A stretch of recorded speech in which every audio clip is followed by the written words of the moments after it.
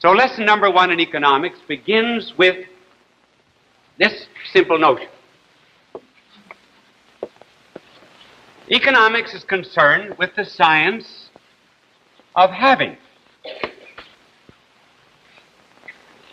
All having is necessary to us because of our creatureliness. We must have in order to complement our imperfection. Because we do not have perfect life, we have to have food. Because we do not have perfect truth within ourselves, we have to have schools and education. Even because our hearts are rather imperfect, we have to have love to complement that imperfection.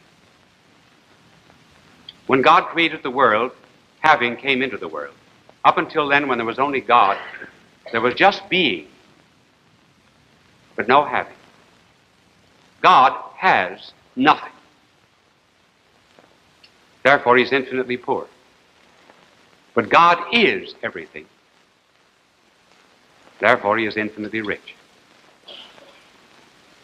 All having is something extrinsic to ourselves, for the mere fact that it complements us. And hence anything that we may have in the way of property is something that we actually could lose. And it's very easy for people to confuse having something and being something. Because they have things of value, they think therefore they themselves must have value. Does not necessarily follow. A woman who has a tremendous amount of clothes but never enough closets may think that she really is somebody because she's a clothes horse. Say, incidentally, why do they call woman a clothes horse? I've never been able to figure that out. Is it because she's always nagging her husband?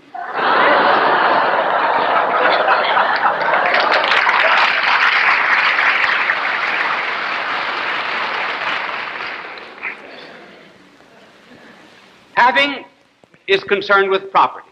Now, property is of two kinds. Property may be either real property, or it may be token property.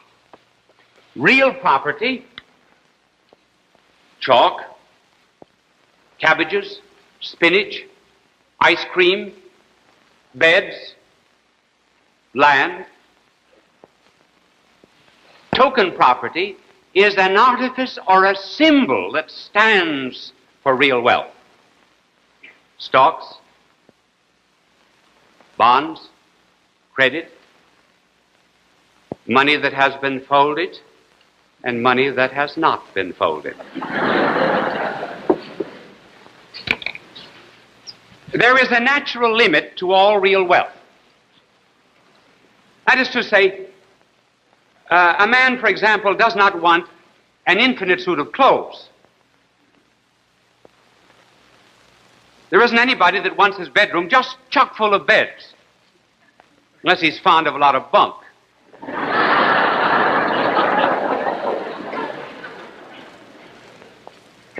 Real wealth, because it is physical and concrete, sets limits to oneself and to what we can consume, and even in a farm to what one can produce. In Australia, there were some primitive people who could count only up to 3, and they used to count 1, 2, 3, enough. And why? Simply because they killed 3 birds. Well, that was all they could consume in a day. They had no refrigerator.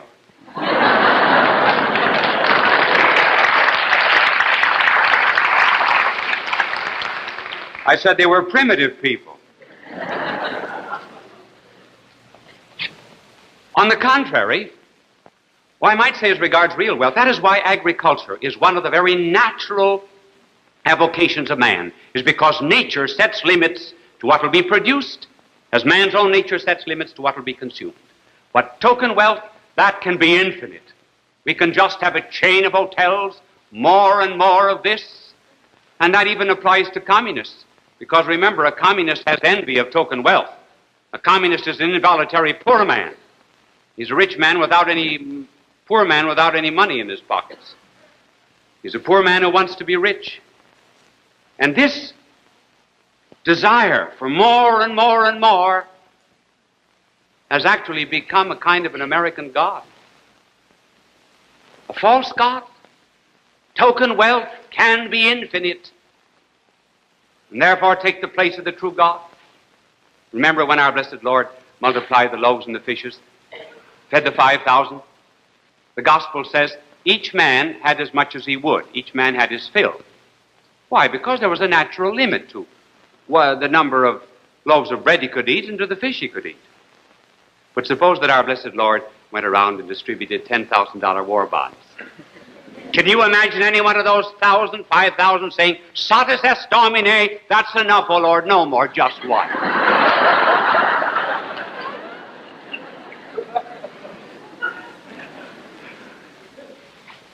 Now we come to the basic principle of property, which applies to both real and token property. The right to property is personal. The use of property is socially conditioned. These two principles must never be separated. The right is personal. Man must have private property because a man can work better on that which is his own than on that which belongs to someone else. Painter can certainly paint better on his own canvas. Farmer works better on his own land than on someone else's.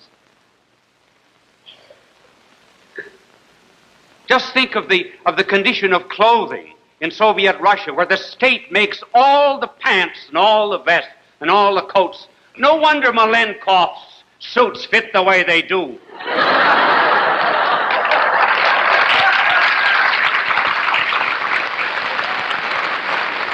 I bet Malenkov would like to be Malik and get over here where he could get some good American tailoring.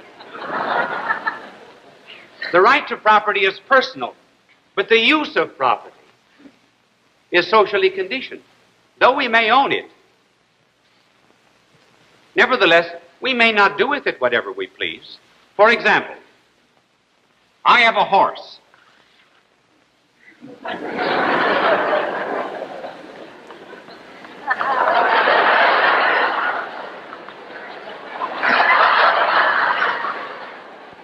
You know, if I just get a little worse, I can have one of my drawings in the Modern Art Museum.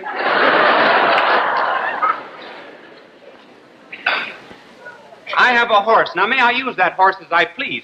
Over here is a garden. And these are vegetables. That's a cabbage head. Though I can show title to my horse, may I use my horse as I please? May I send it over to your garden and eat your vegetables? Certainly may not. My personal rights to property are limited by society. I may have a wine cellar. That's a bottle.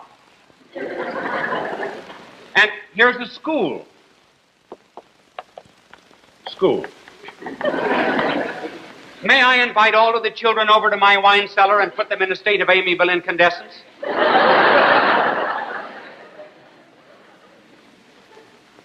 The wine cellar might be mine, but I may not use it as I please. A girl has a shotgun. Can she use the shotgun as she pleases? You can't get a man with a gun.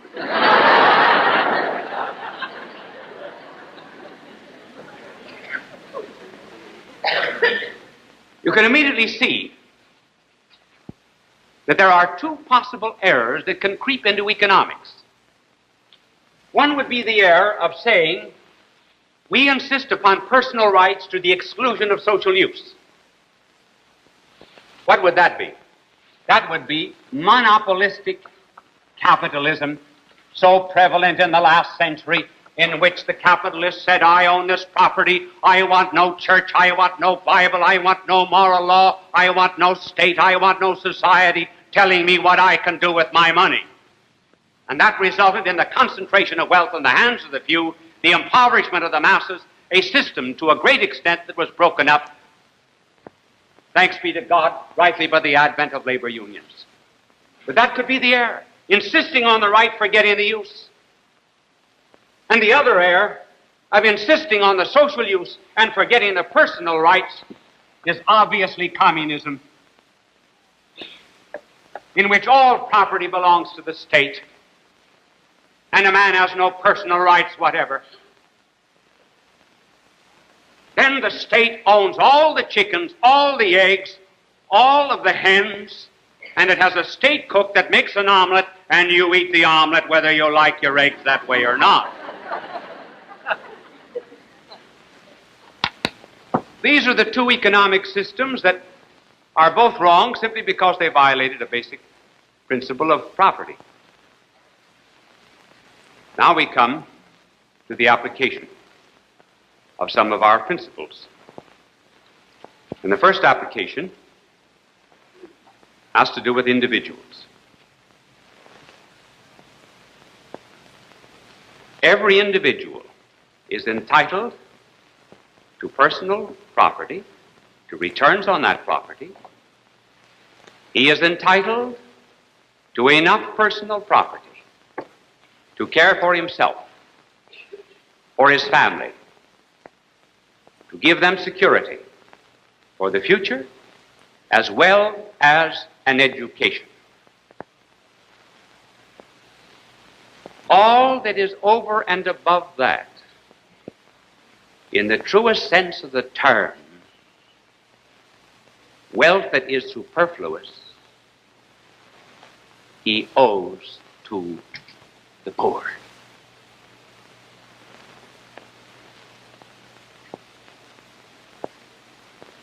He cannot say the personal pronoun mine in the same way the bed on which he sleeps as he can say mine of his second yacht. His right diminishes as it gets to superfluity, and social needs then begin to emphasize themselves. Now that, incidentally, is why, on a program such as this, every single cent that I receive, I give to the poor. Poor of Asia, poor of Africa, poor of Oceania. Do not keep one single cent for personal expenses. My angel doesn't get anything. He doesn't even get his union dues. Do you know why? He doesn't belong to a union. He has no body. He couldn't even wear a union suit.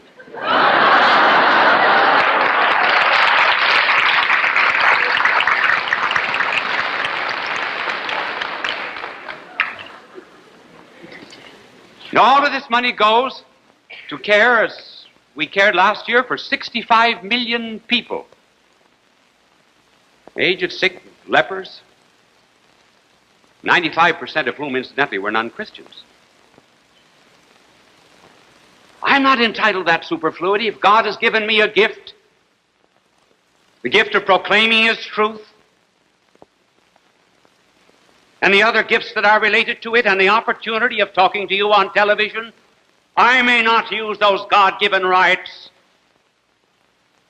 just in order that I may increase wealth.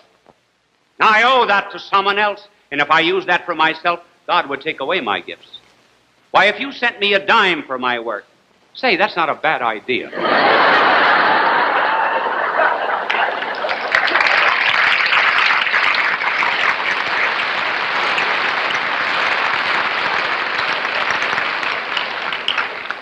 Will you? Don't ask for return, then we won't have an overhead of a stamp. Thanks. I'd love you. All right. Now, the second principle. Suppose a man is the head of an industry. He is entitled again to all that is necessary for himself, for his family, for their security, and for his station in life. Then what about the superfluity? He may use that superfluity to pour it back again into his business in order to increase employment and aid the social good. That man is then doing a work of munificence and liberality and is to be praised for it.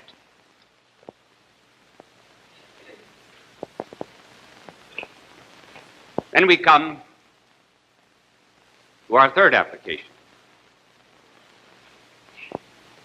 Third application is to a corporation. Because many of the corporations of today are made up of both real and token property. When one speaks of property, one cannot anymore just speak of individual property. These tremendous industrial organizations are part of our modern life, and we do not wish to have them destroyed. The problem is, how apply the basic principles of property to those who are linked up with corporations? First of all, any man who has stock in a corporation is entitled to returns on that stock. It is rightfully and lawfully his. He has aided in the organization by giving money capital, and in justice is entitled to return. How about the worker?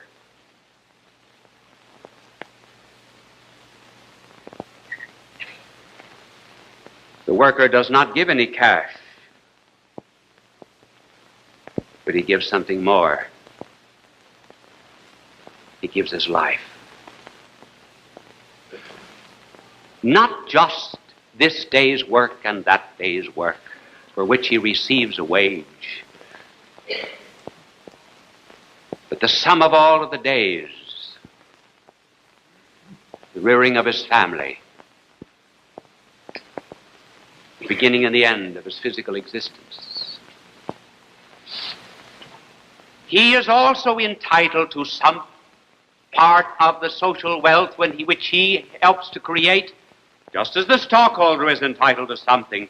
Therefore, there ought to be in corporations some form of co-ownership in which a worker would receive some part of the profits which he has helped to produce. Certainly the man who gave money and who clips coupons is entitled to his, but the worker also is entitled to some share in that wealth.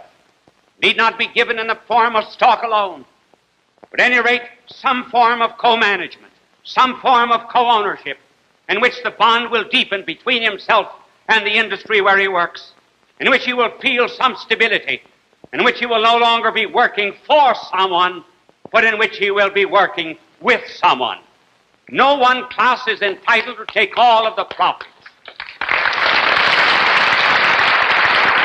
And this plan here, will the stockholders like it? No, not all the stockholders will like it, because they will say, I will not be able to use my scissors. I will not get all the returns that I would like on my money. They may get more, simply because the workers will be then working on something that is their own. Will the labor leaders like the plan? No, not all of them, because they would lose some of their privileged position. And unfortunately, some of the labor leaders are interested only in extracting increased purchasing power from industry instead of giving some form of co-ownership to the workers. And certainly the Marxists will not like it either, because they want to take over the whole interest so that neither capital nor labor will have a share. Believe me, a man is free in the inside because he has an immortal soul. He can say, I am my own. And a man is free on the outside because he can call property his own. He can say, this is my own. History reveals that never has there been any tyranny, never has there been any slavery in a country where there has been a wide distribution of property. But wherever you find a refusal to allow a man to own or co-own the things on which he works, as you find, for example, in the Soviet Union, there you find tyranny, there you find despotism, there you find slavery. Wherever there is property, there is power. Wherever there is property, there is a sense of responsibility. Hence, what we would like to see is a great wider diffusion of property, so that a man will own his own home. A man will own in some way, at least, co-own the place where he works. He can have a responsibility, therefore, toward that industry and feel himself free, as we said, on the inside, because he has an immortal soul, and free on the outside simply because he is responsible in the place where he works. This is freedom. This is responsibility. This is democracy. People of all faiths recognized Bishop Fulton J. Sheen as one of the greatest communicators of the 20th century. He was born in El Paso, Illinois, in May of 1896. As a young boy, he knew he wanted to be a priest. He served as an altar boy at St. Mary's Cathedral in Peoria, Illinois. At St. Viator College, his education and debating skills taught him the skills he used throughout his life. His unique ability at being natural and at ease in front of any audience was noted early in his ministry. He was ordained in 1919 and went on to become one of the best-known and greatly loved priests in church history. He wrote 96 books and hundreds of articles and columns. He broadcast numerous radio and TV programs. People from all faiths watched him on television because he spoke to every man. They always waited with joy for his goodbye, his blessing, God love you. It continues to give us joy and memories. Bye now, and God love you. Bishop Fulton J. Sheen went to be with the Lord in December of 1979. Fulton J. Sheen, requiescat in pace. The bishop wrote 94 books, recorded countless radio shows, and appeared on hundreds of network and syndicated television programs. His legacy is a treasure of joy that transcends time and helps us to believe that truly life is worth living. Said your prayers. And he said, no. Well, she said, get out of bed and say your prayers. And so he said, God bless Ma, God bless Pa, God bless me, rah, rah, rah.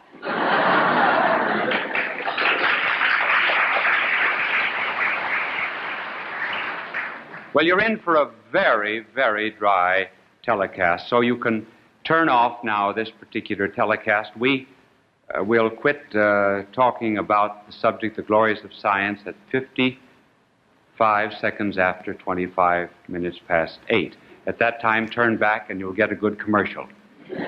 In the meantime, this talk is going to be so dry that the sound man is going to sprinkle the microphone with water every 3 minutes.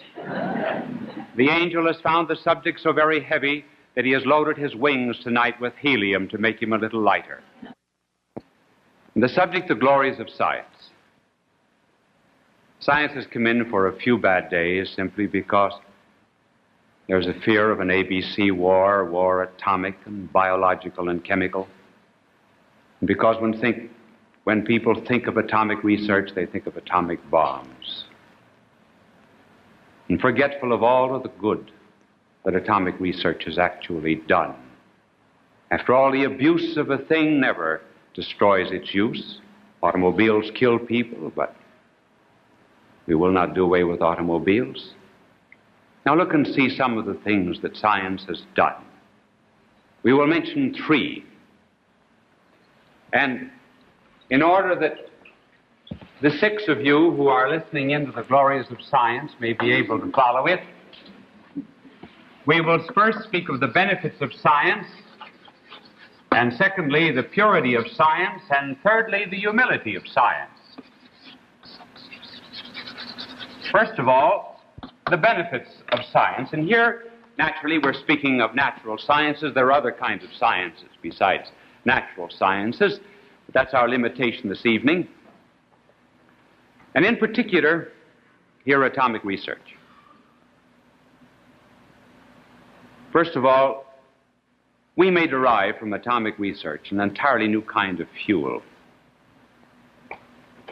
Presently, it costs to produce 1 kilowatt hour of electricity. It costs us in coal about $190 to produce 1 kilowatt hour of electricity. By the use of atomic fission, it is costing between $400 and $1,400 to produce it. But this is becoming cheaper and cheaper. Eventually, we may get it down where it'll be far cheaper than coal. And this is important when you realize that 1/6 of the coal of the United States goes to produce electricity for our homes and for your refrigerators and so forth.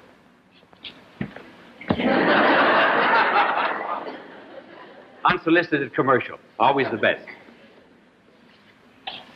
Then, in addition to that, it is possible with 1 single pound, just think of it, 1 pound of uranium to produce electrical energy equivalent to 2 million tons of coal. Within 10 or 15 years, we may be making liners that will use atomic power that will cross and recross the ocean year after year. Then, in addition to that, there's been considerable done. For example, we've even given, did you know that we've given the hot foot to leather? Haven't injected some kind of radioactive substances into leather with a view of perfecting it. May be possible also to develop food for the world without the use of green plants. And then, in addition to that, there is still a possibility that we may have ladies' stockings without runs. But you can be sure the stocking manufacturer is not going to sell many of those. And then particularly medical research. There are, as a result of our experiments, there have been produced about 740 radioactive substances. Now, a radioactive substance is something like radium, that is used in hospitals for the cure of cancer. Well, as an example of how important this is, just realize that thanks to Canadian experiments with cobalt-60, cobalt can be very destructive in an atomic bomb. If you wrap an atomic bomb in cobalt, you create radioactive substances that could wipe out practically half of America. But cobalt-70, the Canadian experiments, thanks to that, it is now possible to produce for $1,750 the same amount of radioactive substances that presently cost $50 million. Think of what a saving that is for hospitals. 78% of the radioactive substances of the 740 that have been produced at Oak Ridge, our atomic plant in the United States, have already gone into medical research. Just a tiny little detail, for example, thanks to atomic research, we're now able to preserve meats. Potatoes that have been shot with gamma radiations have been kept 4 and 5 years without rotting in the slightest way. These are some of the benefits. Now coming back more to science itself. The purity of natural sciences deserves to be glorified. When we speak of purity of science, we mean that science today is limiting itself to its own field. Now, what is the field of a natural science? The field of a natural science is physical reality considered from the point of view of measurement. For example, this piece of chalk is longer than this piece of chalk. That's an object on the subject for science. But my angel is not a subject for science. Why not? Because he has no quantity. Therefore, he can't be measured. But he's a subject for another kind of science, which we're not discussing here. I merely want to bring out the fact that science is concerned with reality in as much as it is measurable. Now, science has become very pure as regards measurement. Remember some of the older problems that we used to get in our physics, mathematics, about the elephant? Remember we were given the story of an elephant whose name was Jumbo, and the elephant weighed 2 tons, and he slid down a hill that had an inclination of 60 degrees, and there was considerable green grass on the hillside. That was our problem. Incidentally, before I go into the complications of that, for the 4 of you who are still left listening to science, did you ever hear the story about the man who went hunting in Africa, hunting elephants, and he saw an elephant, the clearing of the woods, and the elephant had his foot up as if a thorn was in his foot. And the hunter went over and he took out the thorn. And he let the elephant go. The elephant was very grateful, and an elephant never forgets, you know. And years later, this man came back to America. He married, raised a family. 15 years later, he was taking his family to the circus one night. And the elephants were parading around. An elephant stopped, looked at him, reached out his trunk, picked him out of a 75-cent seat and put him in a $5 box seat.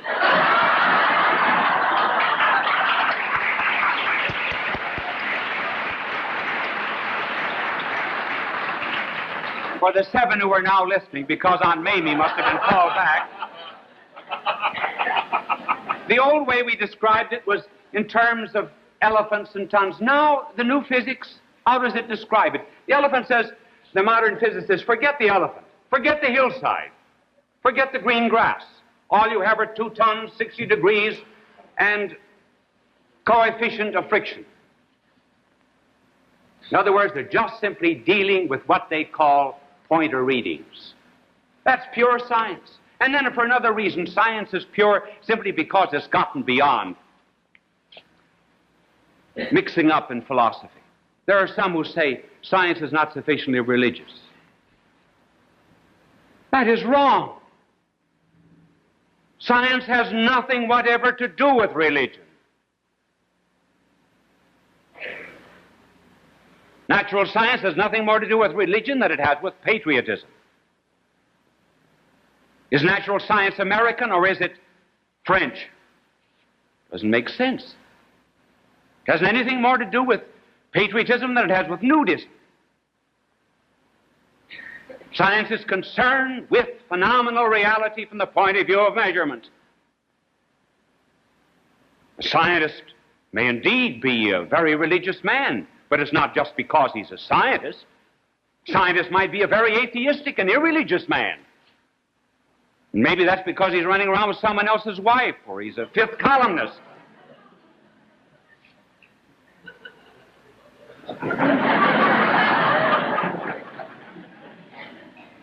But it isn't because of his science. We are now away from the old prejudices of a generation or more ago, when scientists were impure. That is to say, they got mixed up in other fields that were outside of their own. For example, in the last century, there were many scientists who became philosophers. For example, they said in the 19th century, the laws of nature are determined. Now, since the laws of nature are determined, then they went on philosophically to argue this way, as one of the French scientists did.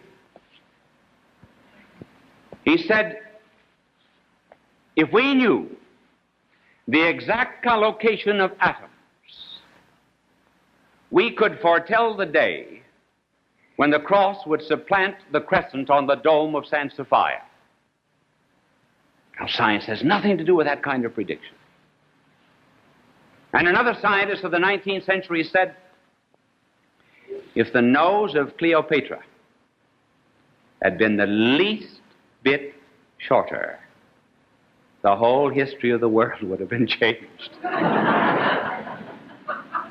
That's not scientific.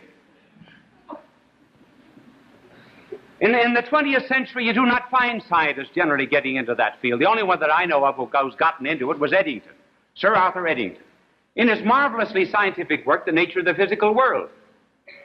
Well, Eddington, like all scientists, knows that if you know where an atom is, you don't know how fast it's going. If you know how fast it's going, you don't know where it is. So, scientifically, he said there's indeterminism in the physical world. Then he became philosophical and said, therefore man is free. That does not follow. And then he went to a greater extreme, and the last chapter of Eddington's work on the nature of the physical world ends with the subject of mysticism. Mysticism? How did that get in? Might just as well have brought in the kitchen stove.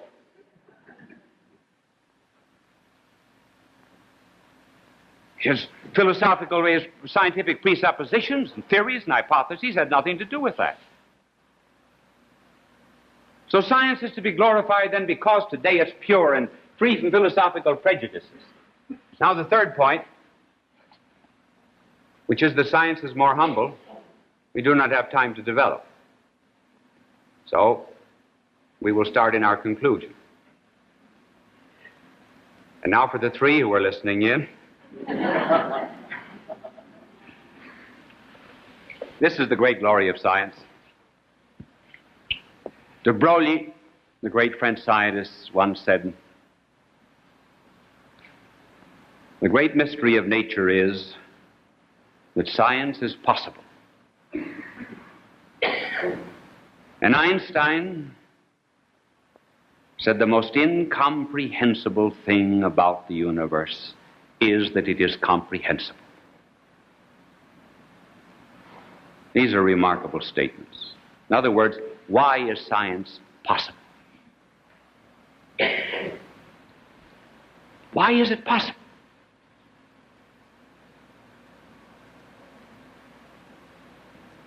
We will try to explain that. Have you ever been given a gadget,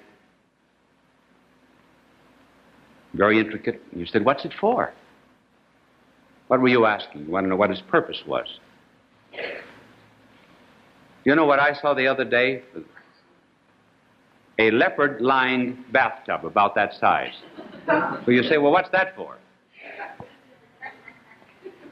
When an inventor produces a machine, what does he do? He puts a certain idea into it. I would like to turn camera 1 and 2 on this other camera here in the center, but we will not because we didn't tell them to do it, and the cameraman here is very bashful anyway. He has to have his picture showing on television. But here's a television camera. Now, the inventor of a television camera had to have a certain idea in his mind. What did he do? He wrapped it up. He wrapped it up in steel. He wrapped it up in glass. He wrapped it up in iron. He wrapped it up in rubber. Wrapped it up in wires. And when we look at any machine, what do? If the machine works, we take the idea that he put in it out of it. And then we say, oh, I understand what that's for. When do you begin to understand, for example, your motor in your automobile? When you understand the relationship between the gasoline and the spark, the explosion, and so forth. And you understand it. But somebody put the idea in. There never was a chisel touched to marble. There never was a brush touched to canvas. There never was a dome thrown against the vault of heaven's blue without some great idea preceding it. Every artist, when he paints a picture, has an idea. And then he mixes his colors, his proportions, and so forth, until that idea becomes incarnate in color. Well, when this universe was made, it was made according to a certain idea. There are ideas in everything. For example, what makes a tree a tree? Why is a flower a flower? Why is a bird a bird? Why is a stone a stone? Because God put his idea into these things and then wrapped them up in wood and in stone and other such things. So that every tree, for example,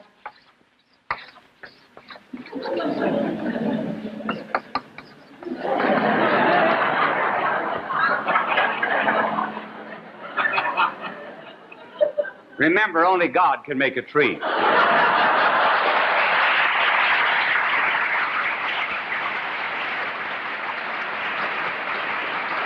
Drawings are made by fools like me. Well, not in the way that I'm picturing it, but inside of every tree is the idea of a tree, something that makes treeness. We understand tree apart from any individual tree. Well, God put rationality, plan, idea into every single thing in the world. So that we conceive, for example, God putting the idea there into things. And then what do? Our mind comes along, and our mind is kind of an X-ray. And what do? We extract this. And we get the idea of what constitutes a tree into our own mind. Now, an animal cannot do that because an animal knows only a particular tree. A cow knows only a particular clover patch. It does not know cloverness, does not know universality. But the mind of man does, so that we are constantly drawing out of the universe the very ideas that God put into the world. Now, there are laws in the universe. There's a proton, there's an electron, which is in an atom, which is the miniature of a solar system. There's uniformity throughout the universe. Why is it that two atoms of hydrogen, one atom of oxygen, when they're united by an electric spark, will produce water in democratic countries just as well as in totalitarian countries? Science is concerned with the universal. Why is there universality? Simply because there are universal ideas that have been embedded deeply in things. And what does the scientist do? Scientist comes along and draws out of nature, draws out of the atom, draws out of animals, draws out of plants, draws out of men some of these great universal ideas which God put into things. Thanks to these universal concepts which he has, thanks to these laws which he has discovered, he's able then to produce what we call a science, whether it be a natural science or any other kind of science. Do you think, for example, that any great scientist has invented any of these laws? He merely discovers the laws. He does not invent them. There may have been some in the 19th century who thought that they wrote the book of nature. They did not write it. They are only the proofreaders. Why, this book of nature is a book that has indeed the first few pages burnt, and science is turning over the pages slowly, studying the pages line by line, and all that the natural and empirical sciences can do by their very nature is study what is inside of the book. They do not come to the author. That is not their field. There are other scientists to do that. Why then is science possible? It's possible simply because there's law in the universe, because there's order, because there's an idea, and because the scientists have discovered these particular laws that God put there. That's why the universe is comprehensible. That's the explanation of the mystery of it. And therefore we have a kind of a new cathedral. The old cathedral, you remember, used to have cows and plants and the zodiac and the stars painted over there, carved over the doors, in order that men going in to worship God might see there written the glories of visible creation. We have added a new kind of cathedral, which is a cathedral of pointer readings, of mathematics and its symbols, but it nevertheless is a cathedral that is not as easy to understand, but a cathedral of beauty. Beauty because God made it. Why is it we do not thank God? I think we ought to have a Science Sunday. It's not science that has failed. We have failed to be thankful to God for its glories. And like the youths in the fiery furnace, the Jewish youths, we ought to sing, "E benedicite," bless God, bless us, O God. We thank thee for the glories of science.